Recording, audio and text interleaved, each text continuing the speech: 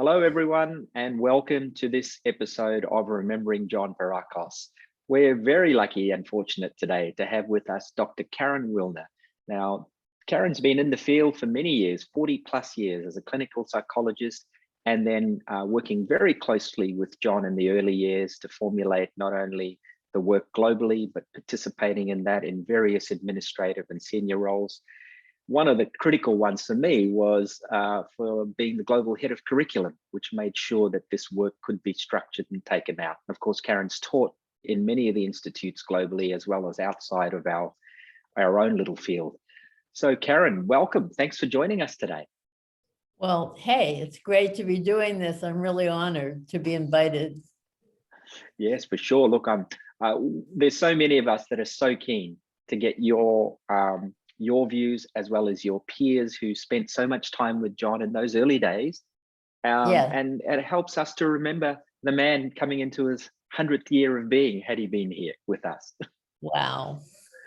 So that's our intention. So tell me, Karyn, how did you come across John? How did you come into this work all those years ago? What was happening? I feel very lucky about it. I was studying at the University of Pennsylvania, nonverbal communications, and a friend of mine who had studied bioenergetics with Lowen and Barakos said, you have to meet John Barakos because he can look at somebody's body and tell their life history.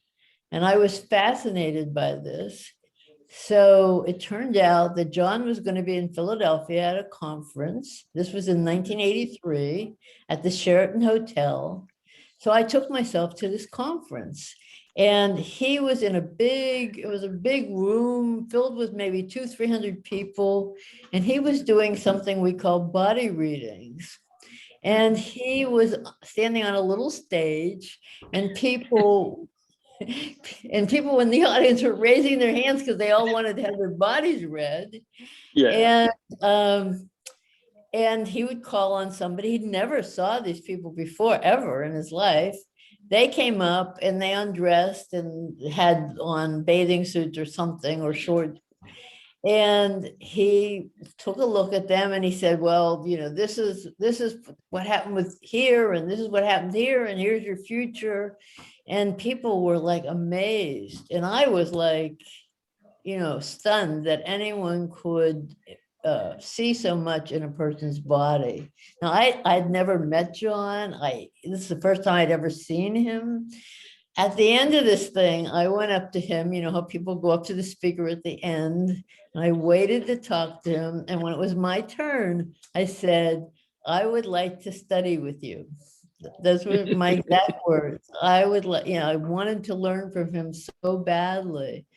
So he said, send me your autobiography, send it to my office in New York.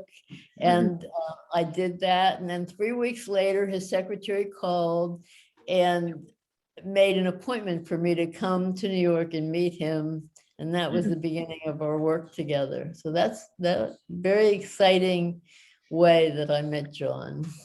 Oh, wow, that's awesome. And obviously with all this excitement, and I can feel the energy of you going back in that time. And in fact, I was picturing the room and him on this little stage as you were speaking about it. That vibe, when it came to you dealing with him personally, what really stands out for you, or what's memorable for you about your personal interaction with John after that initial introduction? I don't know if it's hard for me to say it as personal, although we did have a personal, he was my teacher, my mentor, my friend. For a while at the beginning, he was my therapist. So I certainly had a personal relationship, but what stands out for me is just how he was with me and with everybody else across the board. This was a true person. He walked his talk. When he talked about opening the heart and seeing the positive in a person, he did that. There was never a time I was with him that I didn't feel loved. And I just can't tell you what that was like. I mean, to feel so respected by someone, even if we had a disagreement, you know, I worked with him for 20 years very closely. And I never didn't feel his love for me. It just reached out and embraced me. But I saw that with other people too. So, and then his authenticity, he was straight on with you. And he valued me, and that taught me to value myself. Um, it was incredible. Just an incredible person. He deserves to be held in high regard because he was unique. Mm. So, Well, you spent a lot of time traveling the world with him, didn't you, at one stage as the institutes were growing and the demand and recognition of the work was being acknowledged? mhm. What were your experiences around that? I mean, that must have been amazing to be in so many different places together. Well, it was like one long education. He was invited to Brazil and he asked me to be the director under him of the training in Brazil. So for 12 years, we traveled back and forth to Brazil. Also, we came to Australia. You were in that class, and that was Absolutely. wonderful. Well, I mean, there wasn't any place I didn't go with him, to be honest. Like Mexico, France, Canada, I had amazing experiences. So we weren't always there at the same time, but we were there part of, like if I went at the beginning of the week, he would come at the end of the week. So there was always overlap. And sometimes we were on the same flights. What was it like? It was like I could ask him any question. He was never too bothered. The reason I'm teaching body reading the way I am right now is because I could sit on planes with him and I could say, what does this or that mean? And he would tell me. So I was getting I just lost your picture. I don't know if I'm back. Excuse me. okay, you're back. I'm glad. I was getting this kind of private education that now I feel, it's for me to share with other people. He's not around, so I can bring what I got from him to other people. But otherwise, I mean, he was a very serious person. He took his work very seriously, our work seriously. There were always, when we traveled, a lot of meetings with the directors and to make sure that everybody was on board with everything. So it was always down to business. He loved music, so and he loved good food. So when we traveled, there were always great dinners with fresh ingredients. And, he introduced me to, like, I didn't know that kind of stuff. Like when we were in Berlin together, it was like taking me to restaurants I can't even imagine eating at, or Italy, but with the freshest, delicious ingredients. And he loved fish and he loved sushi. And it was just, I mean, it was very special. What else can I tell you about him? He loved music, so it just and he was serious, but he was fun and he was sweet. He always had an eye for the women, I think. I was going to ask you about that. He seemed very charming at times. He missed Eva like mad. Whenever we Right. traveled at night, if we were together, I mean, he went to his own space, but he lit a candle and she was always on the altar. And he would meditate. She never lost her special place in his life. And a lot of people feel like once he passed on that they're together even now. But at the same time, he didn't like being lonely, and he was lonely to some degree. So if there was a particular person that was special to him, then that was very nice, and I think that was a good thing for him. And Lovely. I don't know what else Well, I can say. It's just that he was a fine person. no, no, and it's wonderful to hear that, I mean, it can be very lonely with all of the complications of creating this work and so many multi-dimensional relationships that he had, that he could also allow himself that human need, and to not isolate himself so much. It's very encouraging for me to hear that, because of Right. course the I mean, times he we he saw him. really walked what the walk, and we teach a lot in core about pleasure, bringing pleasure into our lives, and Yes. he did that, and he really lived his life to the fullest, and it was beautiful. So yeah. Yeah, well, unfortunately, fortunately, unfortunately, the case was by the time we experienced John, from what I hear from many of you, he'd calmed down a lot. He was quite gentle because he was a bit of a nutcracker in his youth, from what we can gather. Well, that I don't know. He never told me about that. I mean, I'm not sure. I mean, his youth was in Greece. Is that what you mean? Or Oh, what part? I meant in the early stages of this work, the way he worked with people was very direct and sometimes quite piercing. And I think he developed a lot of subtlety by the time he got to us. No, I don't. I think I wouldn't describe it like that. I think Okay. um, because the same, I don't think he ever, when he part of our work is to confront the mask. And some of the Yes, people he worked with had some pretty strong masks. I see. So I don't think he softened in that way. I think he always Yes, loved those people, but even in your class, if he felt like somebody was in their mask, he would be very direct with them. So sure. I don't think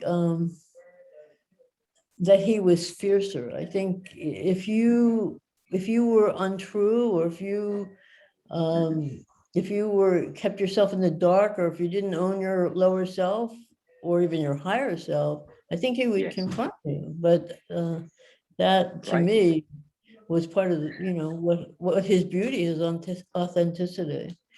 So I don't Yeah. know. I mean, I met him in '83 and worked with him closely from then till he died. I was like an Yes, executor in his estate. I was very close to him. yes. But um, I get he it. was good with his clients, because if you came to him, he was going to help you, and that meant he was going to crack that artificial you. Mm, mm. Well, and that's what we're all looking for, isn't it? Someone who can see not only the inside, but the path to get to that, and be able to lead us and everyone else into that Right. place of freedom. So, wow, Karyn, if I may ask then, in terms of your own personal shift, you spoke about such a significant thing right in the beginning, the ability to see and respect yourself and love yourself that he demonstrated and you were able to role model. If Mhm. there was something then that you took from him that you felt you've given in the work, that with all the service that you've provided to this sector over the years, what would be the biggest thing that you can attribute there? Well, the biggest thing I got from him was in terms of my own personal work with him, which I guess gets carries over into my teaching, Yeah. is opening my heart. I mean, my my character structure probably is oral rigid to some degree, so I was pretty armored, and Yeah. when I got to him, I don't think I had been divorced. I didn't have any children. Mm, My life was, there was that emptiness, the emptiness that the rigid can carry under. You're very success oriented, but you have this kind of dead inside. yes. And my work with him was amazing, because first I got a dog, I adopted a child, I got married again. I mean, you guys, you all saw it. You We've saw been my. following this progress. It's been amazing. And we were so lucky to meet Nicole, your daughter, which was amazing because That's you brought her right. with her That's down here. right. So it took someone who was kind of dead on the inside, Yeah. and my work on myself, and then it carried over to my work with clients. The armor was released, and all of a sudden I kind of knew what love was, and I could love other people, and I could love, my clients and my students and God. And so, yeah, I mean, for me, it couldn't have been a more powerful process. Wow, that's beautiful. Thank you. And yeah, that's what I was hoping that you would talk about, because we see that in you. I mean, and recently I'm sure you, and I loved your message back about what the Global Institute, the directors, fed back to you, because it was so touching what they wrote, and I loved how you responded to it. Oh my God, such beautiful messages. Wow. Very well, we love you. Thank you. Thanks. So, and I have that to thank, both John and Cornergetics. I mean, the beautiful thing about is it didn't have to be John, it's the process. He created a process that can allow people to take this armor off and enrich in their lives. And that's so fantastic. For sure. In all of that time, because you worked so closely with John, how did you feel he was able to communicate these messages to his peers and others in the mental health, emotional health field? You mean outside of Cornergetics? Outside of Cornergetics, I mean, how was the journey of this message to get across the broader communities, health communities? I think I'm not sure he did that. Maybe that's more what the next steps for us to do, that we've attended these directors meetings. I think for him, he did it within the United States and the European body psychotherapy community. So he had colleagues, Al Pacer, somebody mentioned to me recently, all the people that studied with Reich, including himself. So,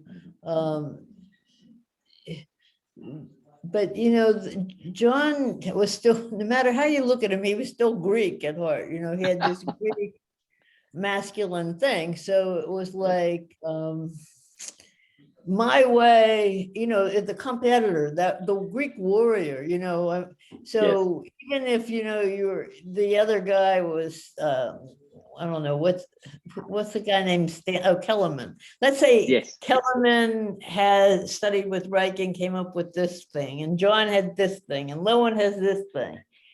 It wasn't like they were agreeing, there was this fierceness, my way, so. So there was a lot of competitiveness there as well. I think so. So I think it's our generation, or maybe your generation, that's going to do more of that, cross-pollination. But even it's not really happening. Like right now, the directors are working within themselves to form a cohesive unit. Maybe the next step would be to outreach to other body psychotherapies or talk therapies, but I don't know that we're the leader on that. I mean, it may even be Hakomi or some of the other or somatic experiencing. Some of those others are maybe making more of an outreach into the world than we are. So that's something that, it's a good question, but John didn't really do that much. He didn't really even go to the American Psychiatric Association meeting, maybe once or twice since I've known him. It wasn't where his head was. And maybe because he knew he wouldn't be totally accepted. Yes. And that's what he'd said to us one time when he was down here, how he was so excited to present to them once early on. And he's up there and they were drinking coffee, talking, walking in, walking out, going to the pharmaceuticals. He was very disappointed even all those years later, as he was telling us, and there was a big sadness in his passion not even being heard, let alone received. Yeah, I mean, I think that that's interesting that you're sharing that. I mean, I think that happens now. We're more and more accepted. Yesterday, I had a phone call with a woman who's, I don't know if she's a psychiatrist or a medical doctor in integrative medicine. She's known in the psychotherapy world. Her name's Martha Stark. And she had gone to my website and she was fascinated that I do body psychotherapy. And she started naming people she knew who do it. And that's why I thought of El Peso, because she named him. And it's interesting because body psychotherapy isn't her world. But she, in fact, I was just talking to her because she was interested in left brain, right brain, and I am too. But, you know, so it's beginning to get, there's more of a connection now, but not as much as we would like. Well, you know, hopefully I'm going to be able to catch up with some of John's peers from those old days that are around that had some interaction with him from those other streams of work, because I'd love to get there. That would be fantastic. Wow. Yeah, that's wonderful. my intention. And certainly Good. Walid knows some of those in Europe, so he's assisting me to try and get hold of some of the guys there, and hopefully we'll have them also participate in this way. Great, very good. Yeah. Terrific. So if there was one thing you could leave us with, Karyn, anything to do with John or the work or the legacy even, is there something that stands out for you? Well, I guess the thing that stands out for me is energy. I think that we all have to be very to our energy, so that energy is neutral, but how we think can affect it. So you can take neutral energy and make it negative or positive. So to me, just to be very aware of the energy around you and how you want to create that experience. Wonderful. Dr. Karyn Wilner, thank you so much for your time, your insights, and sharing these wonderful memories of John and the work from such a long period of time. Hopefully we'll be back with you again a bit further down the track to elaborate a little bit more on some of these areas and some others as well. Fantastic. And thank you for doing this. It's a beautiful thing you're doing. And it's wonderful that we'll have this history to grow from and look back upon. Thank you. Yeah, it's been a wonderful pleasure and experience for me and continues to be. So yes, by all means, we'll all participate moving forward. Great. Thanks so much, Karyn. Bye-bye. Bye.